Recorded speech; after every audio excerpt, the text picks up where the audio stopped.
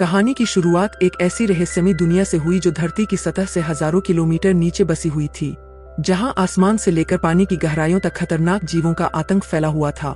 यहीं हमें इस दुनिया का रक्षक किंग कंग दिखाई दिया, जो एक छोटे बंदर के साथ झील के किनारे पहुंचा था। लेकिन उसे जरा भी अंदाजा नहीं था कि वह एक पहले से बिछाए जाल में फंसने वाला है। छोटे बंदर ने अचानक महसूस कर लिया कि सामने झील के अंदर कोई बड़ा खतरा छुपा है। फिर भी उसने जानबूझकर कॉर्न को पानी में उतरने के लिए उकसाया, लेकिन उसकी चालाकी कंग से छुप नहीं सकी। उसने बस आसपास की हवा को हल्के से सूंघा और तुरंत समझ गया कि आज उसे अच्छा शिकार मिलने वाला है। इसके बाद कंग बिना कुछ कहे सीधे झील में उतर गया और आराम से नहाने लगा। उधर छोटा बंदर घबरा गया कि कहीं उसकी चाल पकड़ी न जाए, इसलिए वह पानी पीने का नाटक करने लगा। तभी अचानक एक अजीब सा जीव तेज रफ्तार से उनकी तरफ बढ़ने लगा। नहाते वक्त कॉर्न को भी खतरे का एहसास हो गया। उसने जैसे ही पीछे पलटकर देखा, तभी एक विशाल ड्रैगन अपना बड़ा मुंह खोलकर उस पर झपट पड़ा। यह देखकर छोटा बंदर समझ गया कि उसकी योजना सफल हो गई है और वह तुरंत किनारे की तरफ भागने लगा ताकि खुद को बचा सके। उधर कंग जमीन पर हर तरह की लड़ाई जीत चुका था, लेकिन पानी में इस तरह के दुश्मन का सामना पहली बार कर रहा था।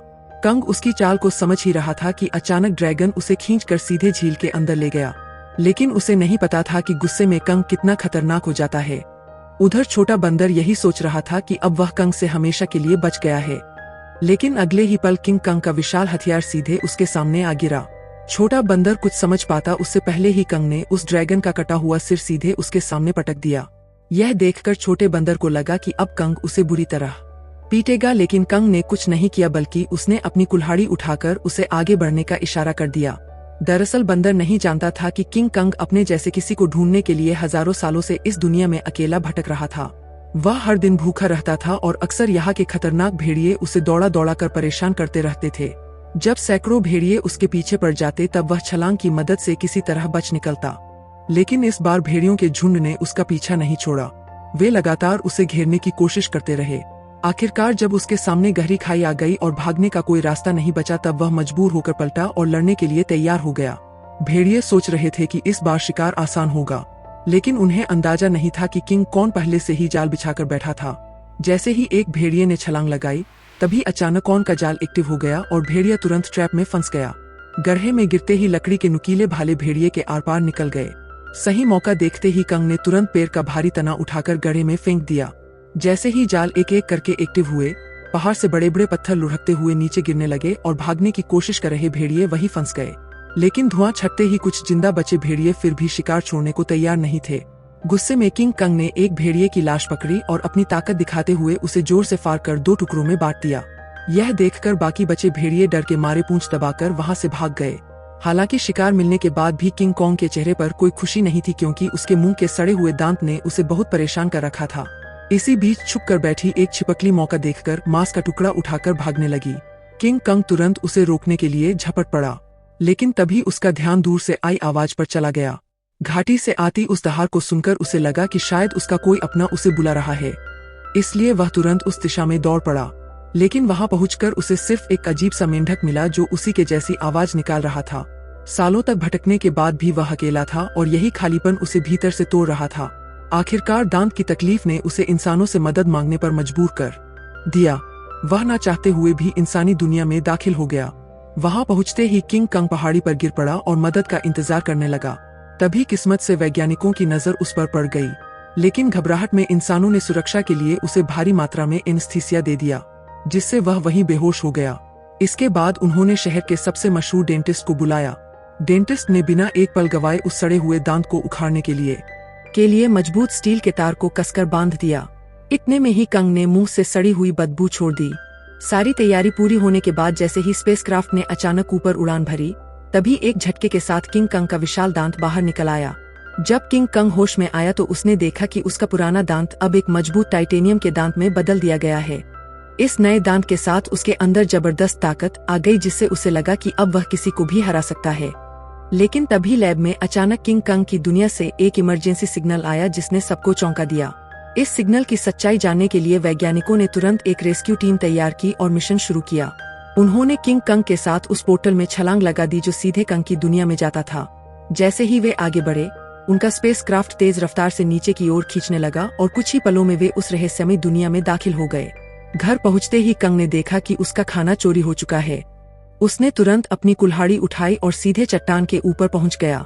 वहां उसने देखा कि गहरी दरार के अंदर से हल्की नीली रोशनी निकल रही थी, जिसने उसका ध्यान खींच लिया। सच जानने के लिए उसने बिना सोचे सीधे उस गहराई में छलांग लगा दी। घुप अंधेरे में पहुंचते ही उसकी कुल्हाड़ी अपने आप चमकने लगी। रोशनी पड़ते ही उसे दिखा कि चारों तरफ अजीब चमकदार पत्थर फैले हुए हैं, जो इस रोशनी पर रिएक्ट कर रहे थे। तभी अचानक दूर से भयानक दहाड़ की आवाज गूंज उठी। वह उस आवाज का पीछा करते हुए झरने के पार पहुंचा, जहां उसे एक नई छिपी हुई दुनिया दिखाई दी। धीरे धीरे आगे बढ़ते हुए उसे अजीब सी बदबू महसूस हुई, जो उसे अपनी ओर खींच रही थी। अचानक उसके सामने एक बेहद खतरनाक और विशाल साया उभर आया, जिसे देखते ही किंग कंग ने तुरंत अपनी कुल्हाड़ी उठाकर मुकाबले के लिए खुद को तैयार कर लिया। जैसे जैसे दोनों के बीच दूरी कम होती गई, वह विशाल साया धीरे धीरे छोटा होता गया और जब सामने आया तो सच्चाई कुछ और ही निकली। असल में वह कोई राक्षस नहीं बल्कि एक छोटा सा मासूम पीले बालों वाला बंदर था, जिसे देखकर वह खुद भी चौंक गया। हजारों सालों में पहली बार अपने जैसे किसी को देखकर किंग कंग तुरंत झुक गया और अपना हथियार नीचे रख दिया। इसके बाद उसने बंदर से दोस्ती करने लिए अपना हाथ आगे बढ़ाया। उसे लगा था कि छोटा बंदर भी उसी की तरह अपने जैसे किसी को देखकर खुश होगा, लेकिन अचानक उसने किंग कॉन्ग को जोर से काट लिया। इतनी मुश्किल से अपने जैसे को ढूंढने के बाद किंग कंग उसे इतनी आसानी से जाने नहीं देना चाहता था, इसलिए वह बंदर के पीछे दौड़ पड़ा। लेकिन तभी अचानक उसके पीछे एक डरावना साया आ खड़ा हुआ, जिसे देखकर वह बुरी तरह चौंक गया, क्योंकि उसने आज तक अपने साइज का कोई गंजा गोरिल्ला नहीं देखा था। जैसे ही कोंग उसकी ओर बढ़ने लगा, तभी अचानक दो लंबे हाथों वाले गोरिल्लाओं ने पीछे से आकर उसे जोर से जमीन पर गिरा दिया। गंजे के चेहरे की मुस्कुराहट देखकर साफ था कि वे लड़ाई के इरादे से ही आए थे, इसलिए किंग कंग ने भी अब उन्हें मारने का इरादा कर लिया। उसने तुरंत एक पत्थर उठाया और सीधे गोरिल्ला पर दे मारा। गुस्से में गंजा भी उस पर हमला करने दौड़ पड़ा, लेकिन कंग ने चालाकी से उसे भी मात दे दी। कुछ ही पलों में वह सबको जमीन पर गिराता चला गया, यहाँ तक कि गंजा कौन की कुल्हाड़ी को हाथ में लेकर भी कुछ नहीं कर पाया और चारों खाने चित हो गया। जैसे ही किंग कंग अपना हथियार उठाने बढ़ा, तभी छोटा पीला बंदर अचानक दौड़ कर आया और उसके चेहरे पर झपट कर हमला करने की कोशिश करने लगा। यह देखकर किंग कंग ने उसे भी पकड़ लिया और उसी को हथियार बनाकर बाकी गोरिल्लाओं की जमकर पिटाई कर दी। हालांकि वे जानते थे कि वे किंग कंग का सामना नहीं कर सकते, फिर भी वे बारी बारी से उस पर हमला करते रहे। इसी बीच एक बंदर गलती से खाई में गिर गया, लेकिन किंग कंग ने फुर्ती दिखाते हुए उसे तुरंत पकड़कर ऊपर खींच लिया। लेकिन एहसान मानने की बजाय उसने जमीन से चाकू उठाकर किंग कंग पर वार कर दिया। यह देखकर किंग कंग का गुस्सा भड़क गया और उसने एक जोरदार लात मारकर उसे फिर से गहरी खाई में फेंक दिया। यह हाल देखकर गंजा डर गया और तुरंत पीछे मुड़कर भागने लगा। किंग कंग ने पास पड़ा पत्थर उठाकर उसकी तरफ फेंका, जो सीधा जाकर उसके सिर में जा लगा। चोट लगने के बाद भी वह कुछ बड़बड़ाता हुआ बिना पीछे देखे वहां से भाग गया। तभी किंग कंग ने पेड़ों के बीच में छुपे उस बंदर को पकड़कर बाहर निकाल लिया और जोर से जमीन पर पटक दिया, जिसके बाद उसने जमीन से गंजे का गिरा हुआ चाकू उठाया और छोटे बंदर को इशारा किया कि वो उसे गोरिल्ला के ठिकाने तक ले जाए। बेचारा छोटा बंदर मजबूरी में आगे आगे चलने लगा और किंग कंग उसके पीछे पीछे बढ़ता गया। जैसे जैसे वे अंदर की ओर बढ़ते गए, वैसे वैसे उन्हें वहां कई सारे खतरनाक जानवर दिखाई देने लगे। लेकिन इस शांत दिखने वाली जगह के अंदर हर कदम पर खतरा छुपा हुआ था। छोटा बंदर बचने के लिए चालाकी से उसे उस इलाके में ले गया जहां विशाल ड्रैगन रहता था। लेकिन उसे क्या पता था कि किंग कंग के सामने उसकी यह चाल ज्यादा देर टिकने वाली नहीं थी। अचानक एक विशाल ड्रैगन उसके सामने आ खड़ा हुआ, लेकिन कंग ने डरने की बजाय कुछ ही मिनटों में उसका काम तमाम कर दिया और फिर आराम से बैठकर उसे खाने लगा। यह देखकर छोटा बंदर भी उसके पास आना चाहता था, लेकिन डर के कारण हिम्मत नहीं जुटा पाया। किंग कंग ने उसकी हालत देखकर खुद ही मांस का टुकड़ा तोड़कर उसकी तरफ बढ़ा दिया। फिर भी छोटा बंदर उस पर भरोसा नहीं कर पा रहा था।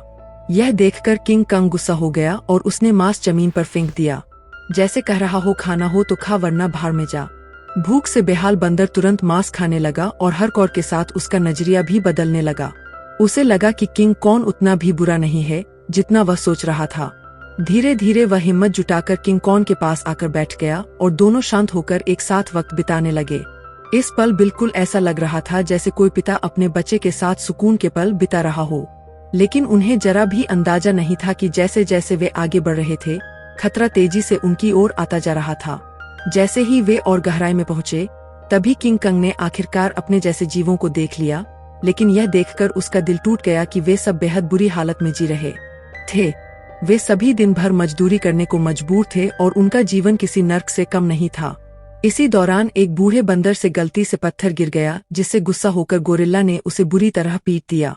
यह देखकर किंग कंग खुद को रोक नहीं पाया और उसने जोर से अपनी कुल्हाड़ी जमीन पर मारकर उस बूढ़े बंदर को उठा लिया। तभी वहां मौजूद पहरेदार गुस्से में किंग कॉन्ग की तरफ दौड़ा और उसे दखल न देने की चेतावनी देने लगा।